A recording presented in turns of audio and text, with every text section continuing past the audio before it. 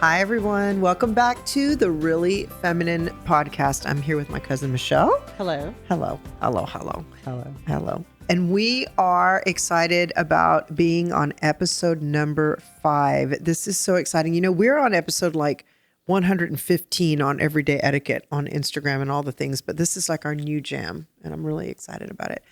So welcome. What we're going to do is we are going to talk about etiquette today. We're going to talk about some freedom formula principles that I know you're going to want to plug into because it's going to give you some new way of thinking. And when you have a new way of thinking, you have a new life.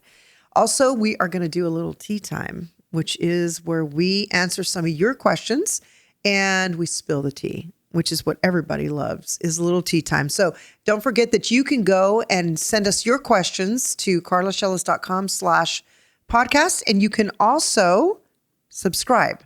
Make sure that you subscribe. Make sure that you like and comment on this video because this is how we can bring you this content. And we love, love, love to hear back from you. Also, I want to share something with you that's very near and dear to my heart, and that is Bochi's Org.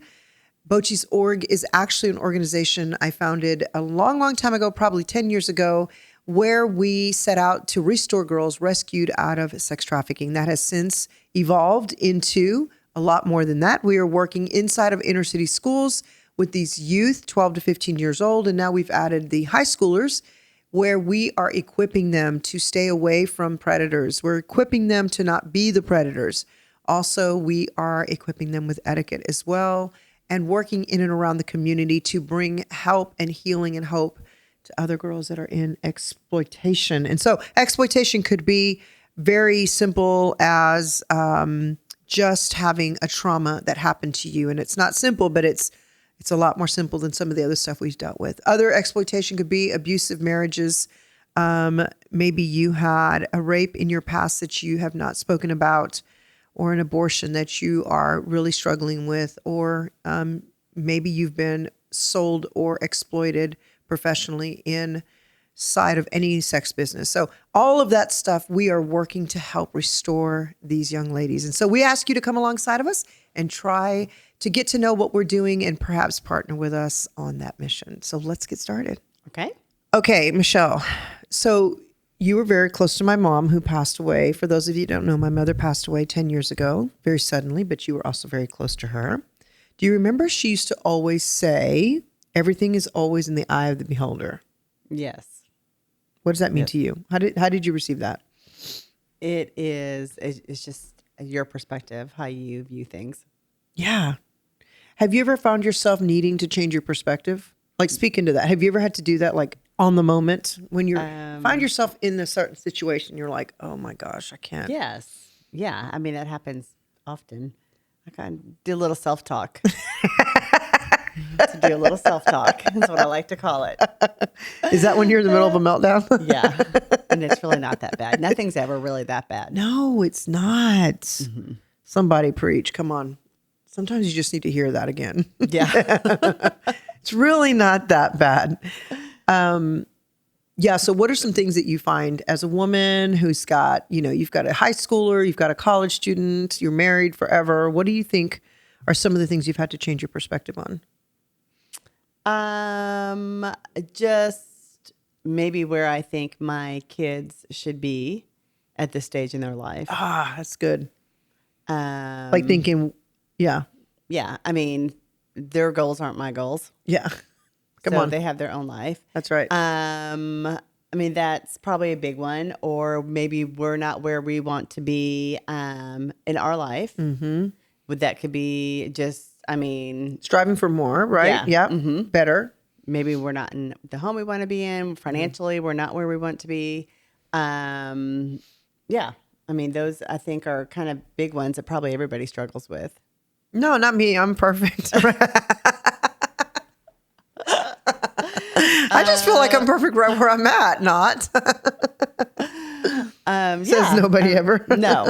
No. But I think, and that just the daily, just life, day-to-day happenings in life. I mean, some things might not go your way and you can either choose to like let it really bog you down or change your perspective and look at it a different way. Mm-hmm.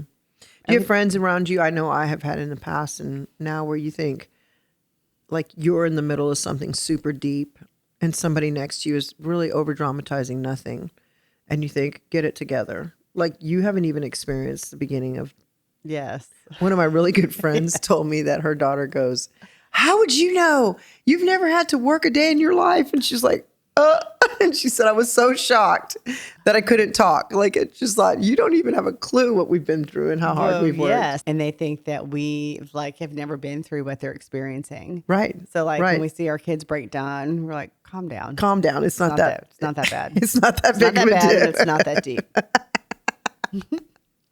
Also, I think, I've been in places where people are literally in their last few days. And I think, and the reason I'm talking about this is because I'm gonna show everybody. If you're watching on YouTube, you'll be able to see my example, my little visual here. But if you're not watching on YouTube and you're listening, make sure and go check out my YouTube because you can get the fuller effect by watching the video. But I love visual demonstrations.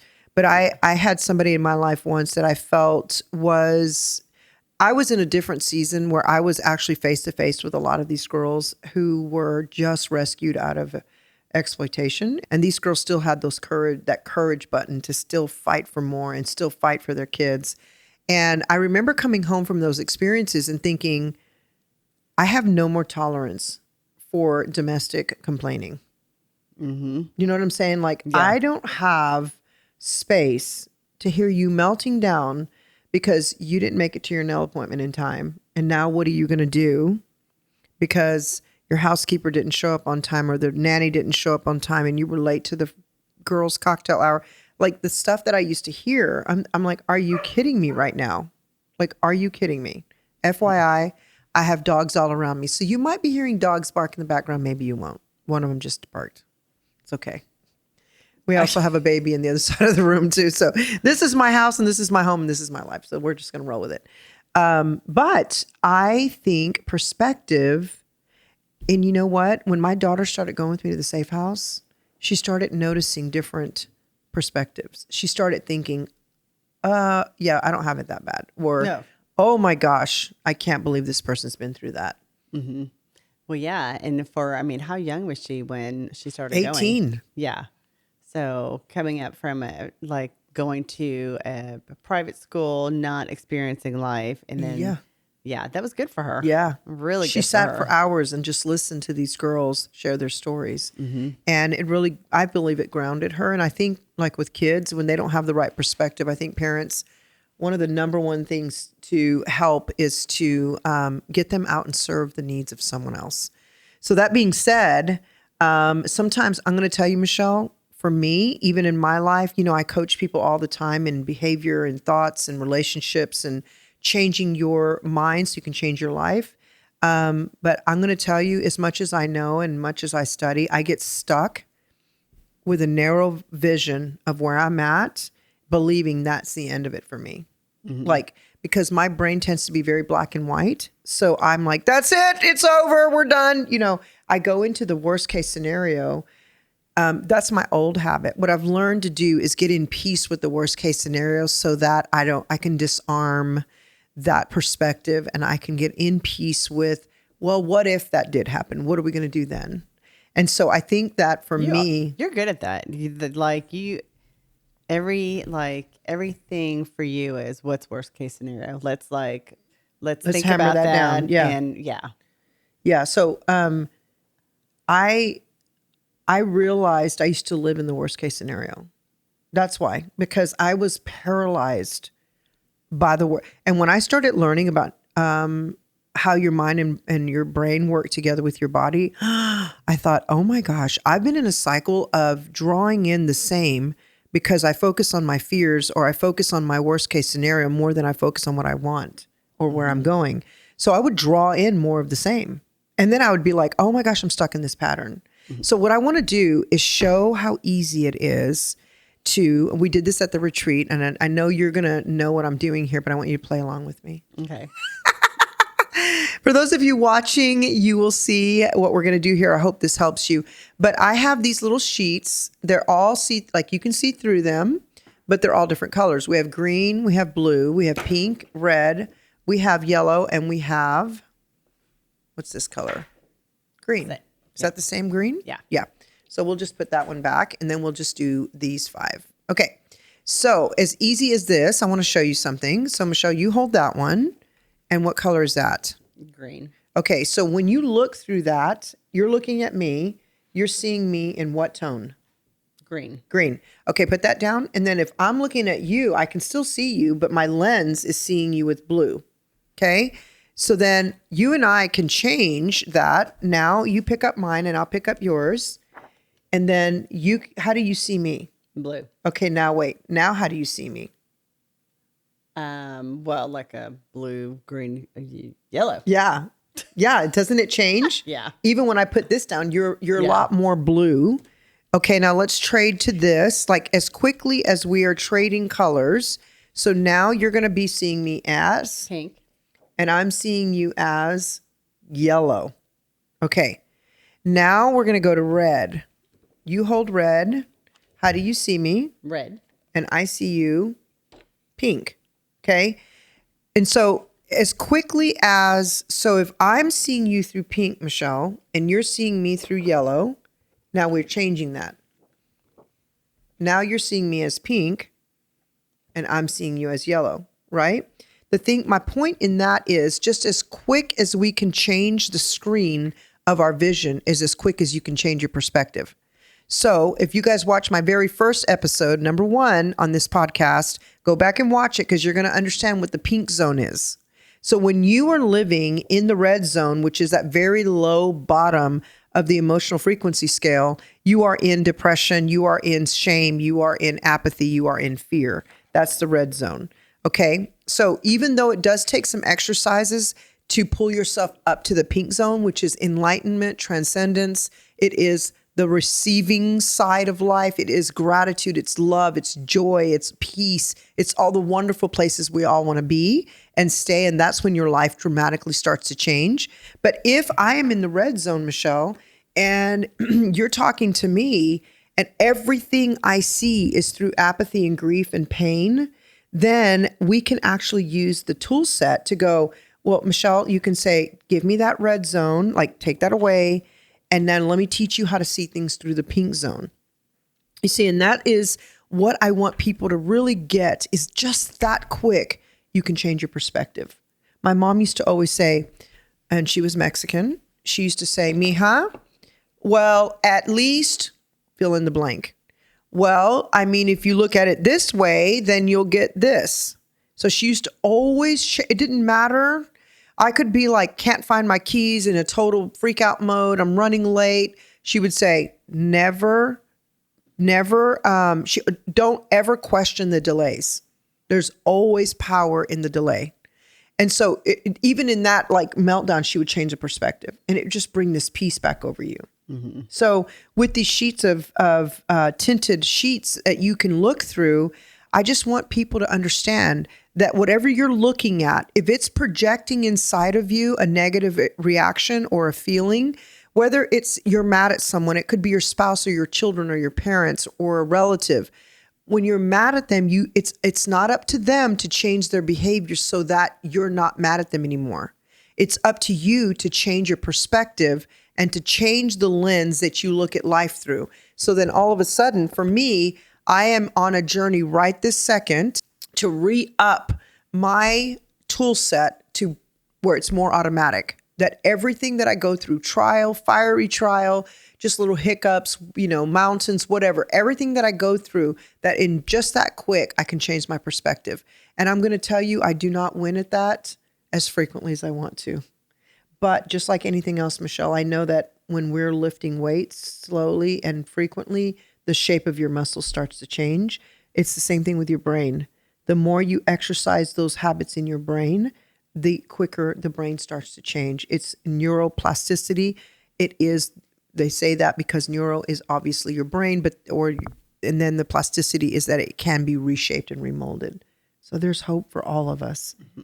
Even when you're looking at the barrel of being broke, or how are we going to make ends meet, or how am I ever going to get that house that I dream of? How am I ever going to get to that next season of life? Where's my spouse? I want kids? Whatever you're in at the minute, what you focus on is what you create. What's what you attract. It's what you attract. And somebody always has it worse than you. Absolutely. Absolutely. And when you focus on what's worse, then that's all you get. Your world, I've been in a little bit of a challenge this last 2 weeks with some stuff going on in my life. But I keep, like, even our little trip to Austin, like, I keep looking to that because I'm looking, what am I excited about? Where am I going? What else is behind that? We're going on, I'm speaking at a conference the week after that. And then we've got all this great stuff coming. We're going to LA. Little plug to find the apron fabric so we can create our aprons for our little apron era. But I'm looking forward to that. I have to focus on where I'm going so that I don't fall back into where I'm at. Right.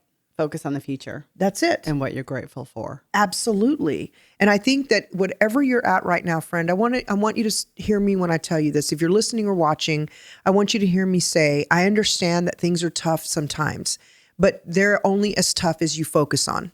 If you literally, I need to plug my friend Terry. Go to Terry, TERRI.com.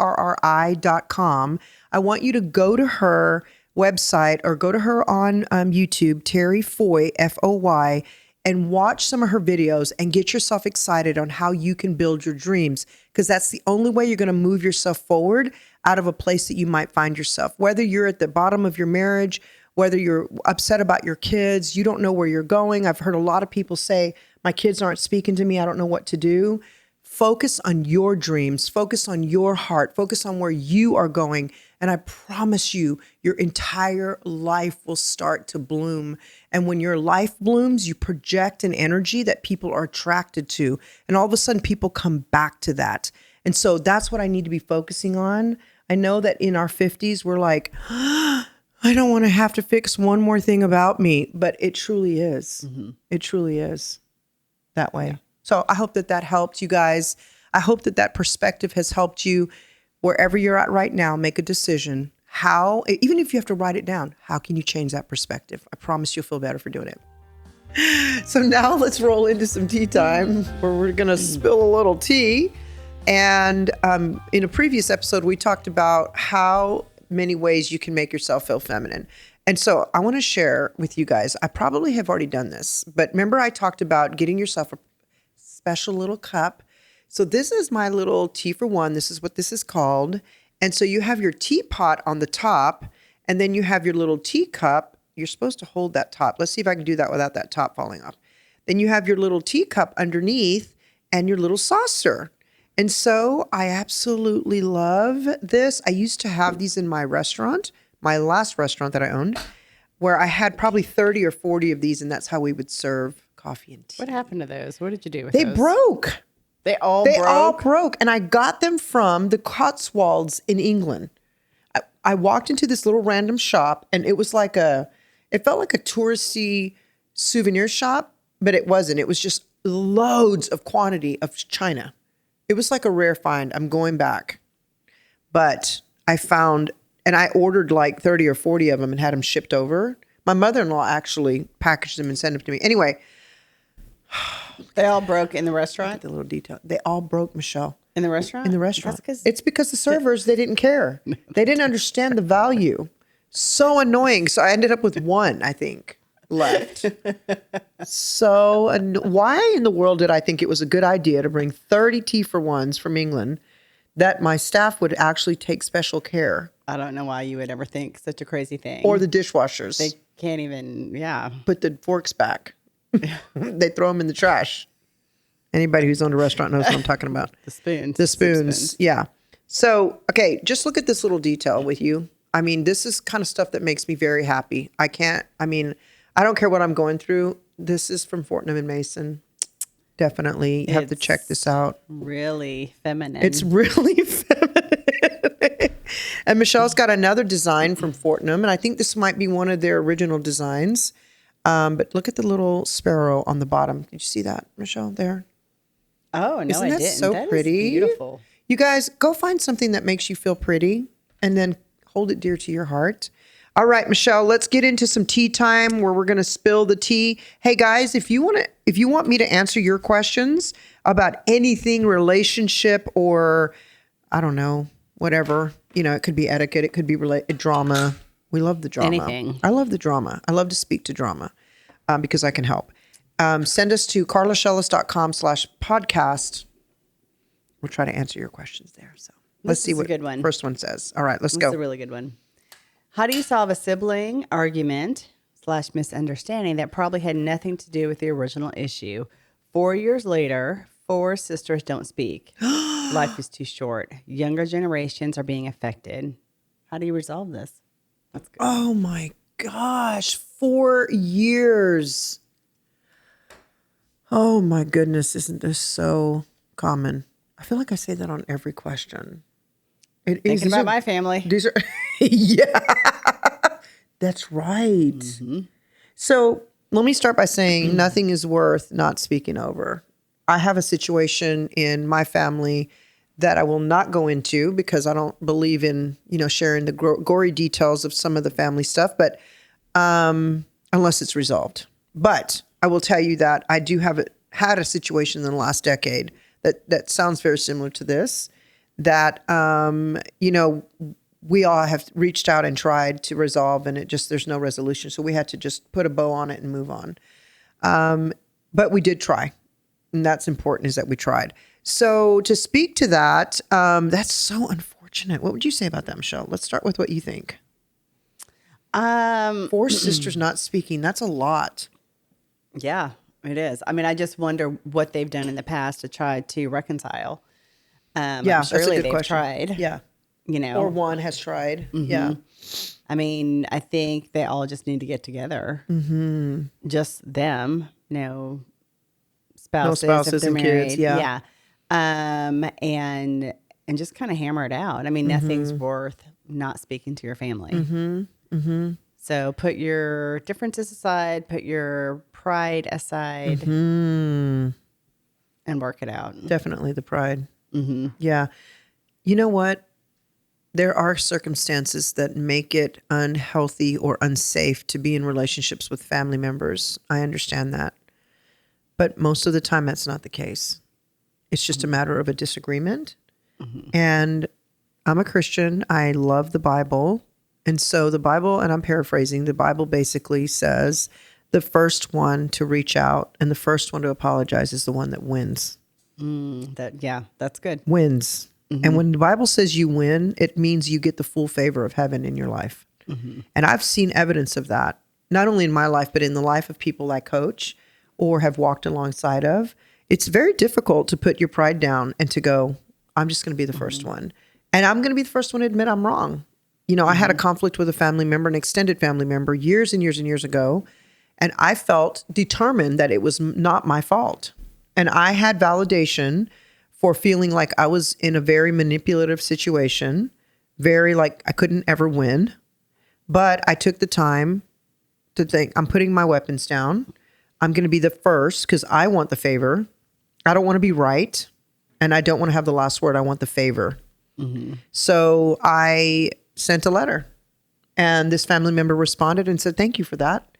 And this is the way it should be. We should be back in tone with each other. But then I had another family member that just didn't respond for a year. And that's the one I had to put the bow on and walk on down the road. But I am very sorry for the person who sent this in. This is very hurtful. But you sound, and she's the one that is one of the sisters? Did she say she's one of the sisters? She didn't really say if she was or not. Okay, 4 years later, 4 sisters don't speak. Yeah. How do you resolve this? So if you're the one writing this and you're one of the 4 sisters, and 4 years have passed, oh my goodness, I would definitely reach out to your other sisters and say, okay, oh goodness, we have a baby here. We have my little nephew here and he's having a little cough up. And this is the way I love running my life with real life, family, dogs, all the things. It just is what it is. But I would say you're the one who has the heartache about this. Be the initiator. Be the one that receives the blessing. Be the one that receives the favor from heaven. And reach out and manage your expectations. Don't expect everybody to feel the way you feel. Even though I want you to have a hopeful expectation, You have to manage your expectations. So don't allow any potential rejection or no to further insult you or further drop you into another pit of despair. But so be the first to reach out and say, guys, I love you with all of my heart. I love you and I hate this and I want my sisters back. Is there any way we can all get together and just agree to disagree and move forward? Like, let's plan to move forward together. And then also back to what I was just talking about with the Bible, because the Bible's full of wisdom. I would say the Bible says to first try to reconcile with each other. And then if that doesn't work, bring in the Bible says an elder. So it would be kind of somebody wise that can mediate in between you guys, and that might be a counselor or a pastor or a really good family friend that you trust the wisdom of. Then it says if that doesn't work, take it to the pastor or this would be somebody higher, maybe a higher level of a counselor or higher level of somebody that you're paying to actually sit and mediate. And if that doesn't work, you got to move on. And so there are people that are going to be stuck in their ways, and you absolutely have to come to peace with that and you have to move on. But I believe someone needs to make the first step. And I think it's healthy that everybody releases the insecurities and the shortcomings of the other sister. Nobody's perfect. We all have flaws, and we've got to learn. If you have not watched my episode on the circle of friends, make sure you go back and watch that, because it'll show you where you can move those people in your life, even if they are your sisters. So I hope that helps. Yeah. That's really good. Yeah. I think reconciliation and putting down the sword and the weapon is most important. Mm-hmm. Yeah. And you can't control, how they're going to react. Right. I mean, they might not be open to it. Right. And at least you know that you've tried everything you could. Right. And then you have to just start looking to the people who celebrate you and celebrate with you, and not the people that tolerate you. Absolutely. All right. What's the next question? Absolutely. Let's see the next one. Okay. It's a long one. All right. I have a very unique situation that I'd love advice on. I'm currently serving as a missionary in West Africa. I'm 25 years old and a single gal. Soon I'll be moving back to the U.S. after finishing my 2-year term. I'm moving to a new, bigger city with a friend, and I'm nervous about dating and making new friends in a new city as a young adult. My soon-to-be roomie already has a close-knit work community that I won't be involved in the same way as she is, so I will be starting from scratch. What intentional things would you recommend to jump into community to meet the right godly guy? I hope to be a wife and a mother, and I desire to be part of a strong community of friends. It will be a big transition for me, and I want to be intentional in making sure that it's a positive new season of life. I would love any tips you might have. Thanks, Carla. Love your content. It consistently encourages me. Oh, yay. I love that. Oh, that's a full question, and I'm going to give you straight to the point answers. Number one, I can see you're a Christian, a believer. I would definitely encourage you to find a local church that you can become part of, because you want to get around like-minded people. I love that you're already seeing that maybe your roomies association might not be a good fit for you, or if it is, then you can just kind of insert yourself into some of those places. But this is a little bit of a difficult one for me personally, because I am very nervous about being around people I don't know. And it's nothing other than my own little insecurity. And so it's difficult for me because I already feel the pain, but I know joining singles groups is kind of like frowned upon by this generation. And I know that it kind of feels like it's not a good idea, but also look to book clubs, look to things that you have in common. But let me insert this first. The first thing I would do is set a dream board up. Put an intention on where you're going. Put pictures of you with a potential husband, like cut your face out of a picture and put it on maybe a stock image you can find and print, put on a dream board, a picture of you getting married, then draw out the kind of man that you want, write all the pros and cons, the attributes, write all that out and start focusing on who you want and what you want. Because when you focus on that, you start to draw in the space around you opens up so that you can receive that. One of the Proverbs says, as a man thinketh, so is he. So whatever you think on is what you bring about. And so if you're constantly thinking on the image of you being a wife, serving those people around you as a wife, thinking on how designing and dreaming up your home and what that's going to look like, and dreaming up your husband, That's one of the key steps to actually moving in that season. But the other step I would say is for sure, get involved in your local church, because that will help you be around like-minded people. Now, I will say, for anybody listening, don't get mad. I understand that perfect people are not in church. We've got to stop assuming that perfect people attend church. Perfect people, the church should be full of imperfect people. That's what the church should be. The church should always be like a hospital where people are evolving and changing and growing, and it's not a place for perfect people. If you're at a church that believes that, you're in the wrong church. So I think manage your expectations on that, but you're around other people. The third thing I will say to you is, and it sounds like you're already there, is I always tell my young girls that I minister to about this. There is a guy out there who's praying for his wife. He's praying and believing God for the type of wife that he wants. And so I encourage you to design your life to become the person that he's praying for. So we can't be praying for a godly husband and live an ungodly life. And I can see by your message here that that's probably not your intention. But start focusing on evolving into that person and become embodying that person, because that's going to be your new season. And when you do that, I promise you'll start to see those things open up. But find groups to become part of. You'll just never know where God's going to drop that man right in front of you. Also, ask your friends or social media friends, find social media groups in your new community to be part of that are like-minded, and make friends and see about setting up lunch dates or coffee dates. And you'll start to flow into that, but you got to set an intention first, because when you set that intention, you start to move in that direction. What are your thoughts on dating apps?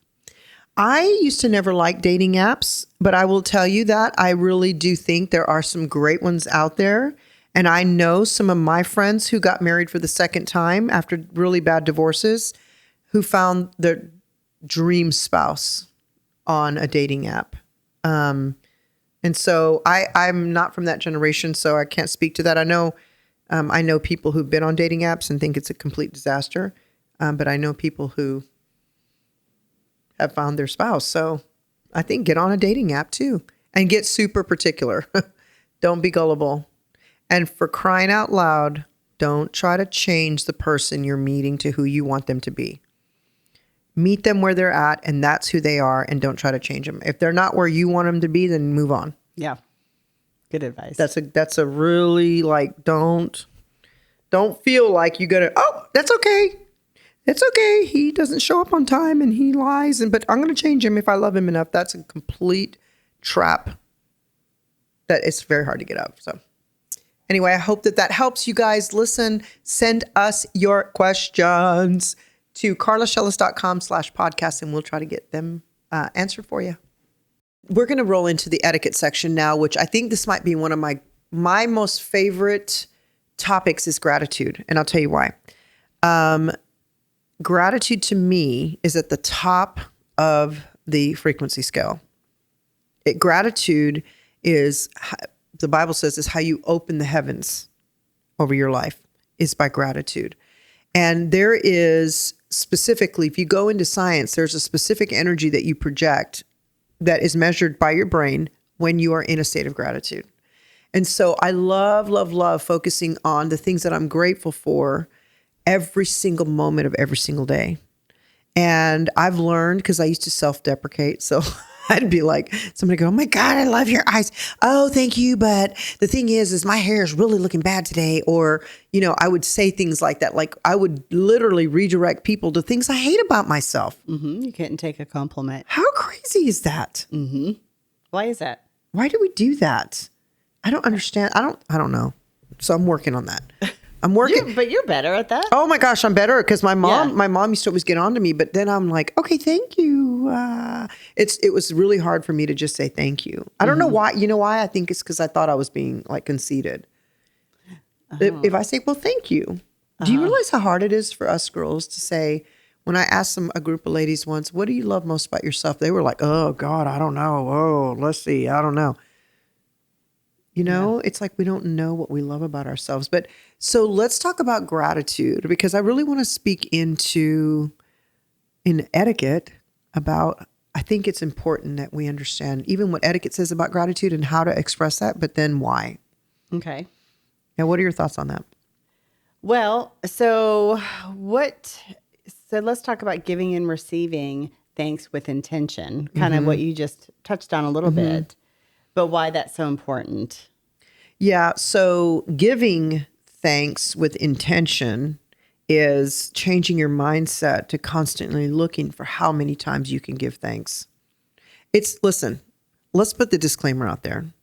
This is really not about the person you're thanking in the primary source. The primary source is what it's doing for you.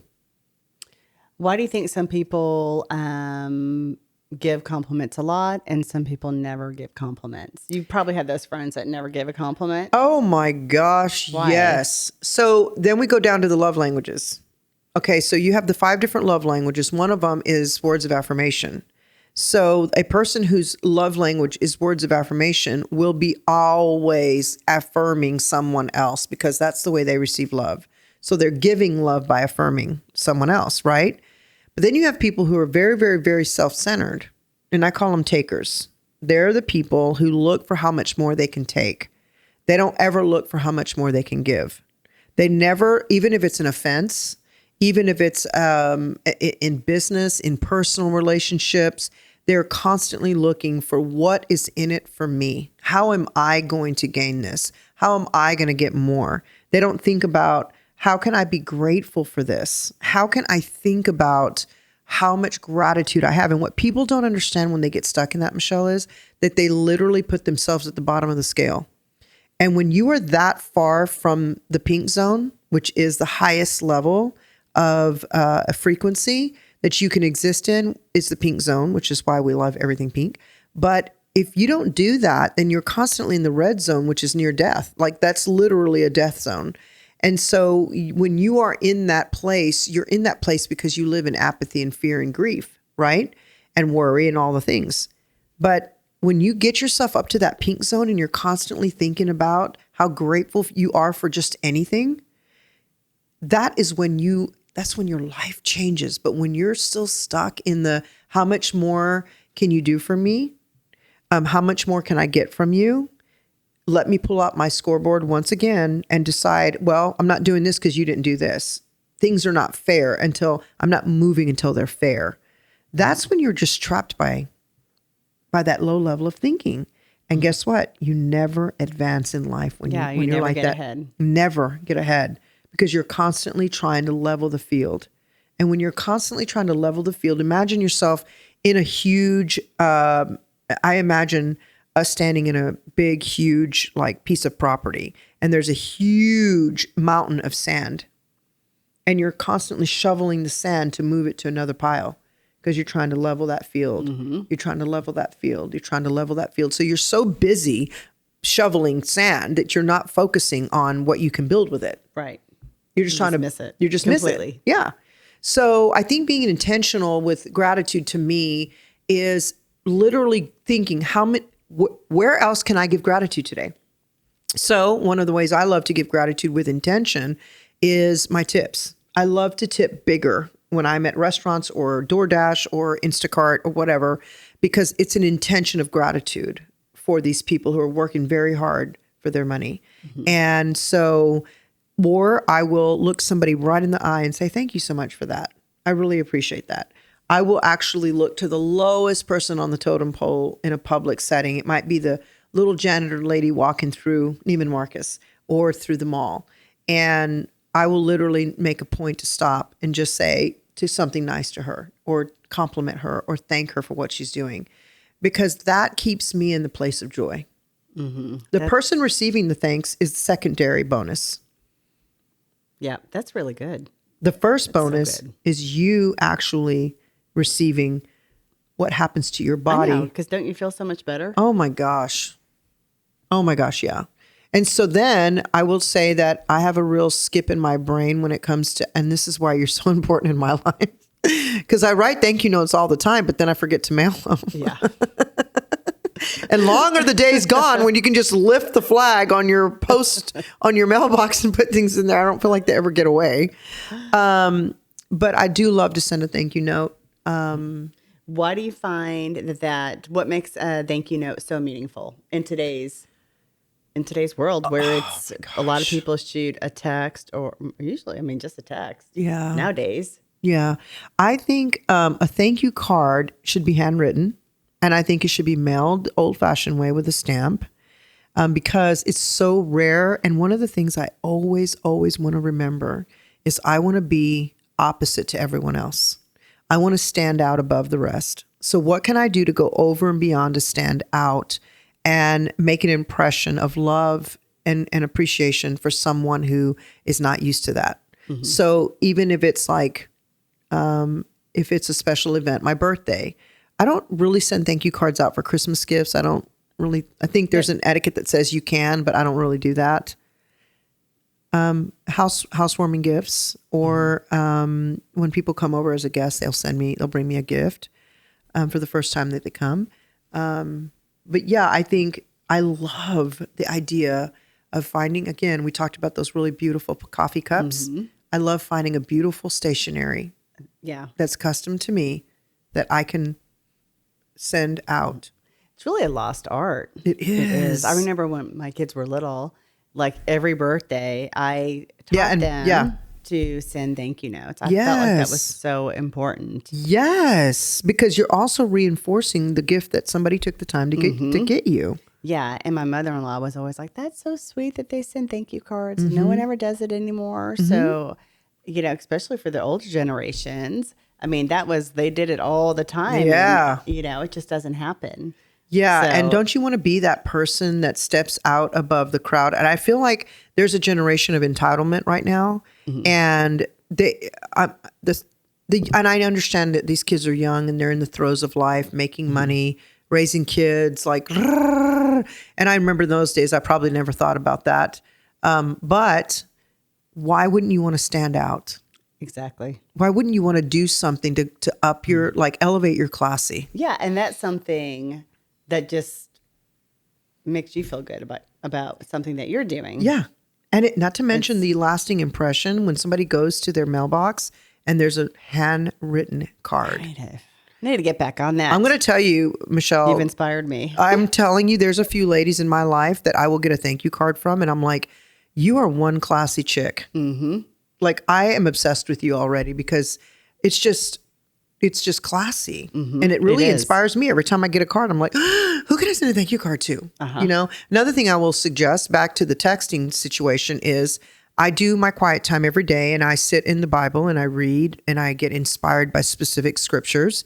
And when I'm inspired, I will think of 3 to 4 people that I can copy and paste a scripture to and just send it in text. I just do. I mean, sometimes I might go several weeks without doing that, but then I just think, who am I going to send this to that I can inspire today? And it's just a little. So one of my really good friends passed away several years ago, and there was a line of people at his funeral that wanted to speak and honor him. And they all said the same thing, which just upped my ante in my head. They all wanted to say how unique Greg was he always sent scriptures and encouragement to them randomly throughout the day. And while they were talking, they were realizing they thought they were the only one. But they were like, look at this line of men that he impacted with encouragement. Mm-hmm. And so that is the legacy. Yeah, that's great. We got to slow down. We do. We've got to focus on creating legacy, Yeah. Thank you. Thank you for this. This is a good reminder to me. Yeah, it is. Even if it's not a gift, I would say, let me just encourage, let's just do this. Let's just create a challenge right now. Go buy yourself a beautiful set of stationery that you love, that represents you and who you are. And then find, they're typically boxes of 12. And I would even put yourself on auto ship on Amazon, maybe one every 3 months. And every time one comes in, sit down and send 12 thank you cards out to 12 people that you can think about randomly. Let's do that. We need to go on a field trip. Yeah, a work field trip. We need to go on Jade's recreating my thank you cards right now because I am going to up my ante on that. I'm going to elevate my classy. That's where I'm at right now. Yeah, that is great. So is ever like a thank you just enough without sending? Oh, absolutely. Okay. What is Absolutely. etiquette on that? So I would say if it's a gift, if it's like a sympathy, like you get maybe somebody died in your family and you get like you get a meal or you get flowers or something. It doesn't have to happen instantly, but I would say make a note. I always set an alarm for myself, like, or a reminder. I will say, hey Siri, set a reminder for 2 weeks from now to send thank you cards for my gifts, you know? And so if you're in bereavement, you're mourning somebody, give yourself a couple of months and then sit down and send those thank you cards. Also, if it's a special occasion, a gift, there are so many different little reasons why a handwritten thank you card is good. But looking at somebody eye to eye and say, thank you so much for that. When someone helps you, maybe it is with the kids, or maybe it is with dropping something off for you, or maybe it's a quick text. Hey, I just want to say thank you so much for helping. That really meant a lot to me. That kind of stuff is proper. It's not proper to actually write a hand thank you every time somebody does for you. You don't have to do that. But it is like the highest level is gifts and then handwritten. Then the next level to me is saying thank you face to face. Then the next level after that would be a text to just say, I just want you to know how much I appreciate you. Thank you so much. Or reaching out to your gardener or to your housekeeper, and I want to encourage people to hear me when I say this. Add some cash behind the gratitude and watch your life explode. Add cash behind the gratitude. If you can take a $10 bill or a $20 bill, go to the bank, get 5 20s, that's only $100. Take your and commit to taking $20 and giving it away to 5 people. It is an absolute explosion in your life. But take that and press yourself a little deeper. Give cash behind the gratitude. But I don't think it's wrong. I think you can just say thank you with eye to eye contact. Okay. Like I said, it's what it does to you first before it does to anybody else. Also, I forgot to mention, Michelle, job interviews. If you want to listen, you and I have interviewed so many people in our lifetime in our company. If you want to stand out above the rest, you've got to send a thank you card to the person that interviewed you. Thank you for your time. Thank you for taking the time to speak to me. Thank you for choosing my application to look into, because people are receiving hundreds of applications every time there's a job.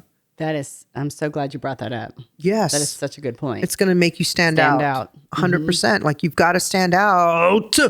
You've got to stand out. And you got to make an intention to do that. Otherwise, you just blend right in. Absolutely. And then I would say it's 1 to 2 weeks on a gift, like after a wedding or a birthday.